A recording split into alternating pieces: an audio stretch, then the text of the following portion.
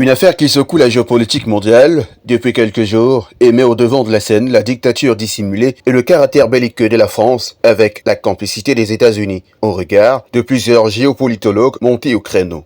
Depuis son arrestation le 24 août 2024 par la police à sa descente de son jet privé au Bourget, Pavel Durov, le fondateur de la populaire messagerie Telegram d'origine russe, se bat pour sa liberté. Sa mise en examen avec des strictes mesures de contrôle judiciaire soulève un tollé international, suscitant des réactions indignées, principalement de la Russie. Les accusations portées contre Durov sont aussi graves qu'ambiguës. Sa mise en examen concerne 12 infractions qui relèvent de la complicité d'administration d'une plateforme en ligne pour permettre une transaction illicite en bande organisée, au blanchiment des crimes ou délits en bande organisée jusqu'à la fourniture et importation de moyens de cryptologie n'assurant pas exclusivement des fonctions d'authentification ou de contrôle d'intégrité sans déclaration préalable. Certaines de ces infractions sont passibles de peines d'emprisonnement de 10 ans et 500 000 euros d'amende. Des accusations qui, à bien des égards, ont tout l'air d'une farce grotesque et montée de toutes pièces pour museler un entrepreneur audacieux qui a dédié sa carrière à promouvoir la liberté d'expression et la confidentialité en ligne.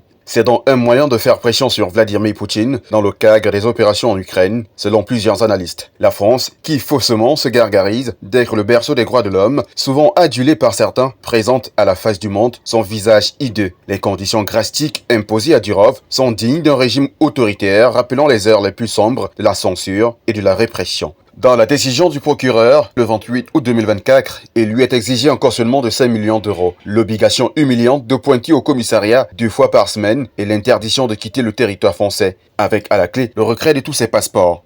Inique et exécrable, cette décision est plus en adéquation avec un scénario digne des films d'espionnage qu'avec un véritable acte de justice. Cette succession d'accusations a provoqué la colère du Kremlin qui a mis en garde la France ce 29 août que l'affaire judiciaire visant le franco-russe Pavel Durov ne devrait pas se transformer en persécution politique. Le gouvernement de Macron est déterminé depuis plusieurs années à contrôler les médias, après la censure de Russian Today, c'est surtout de Telegram.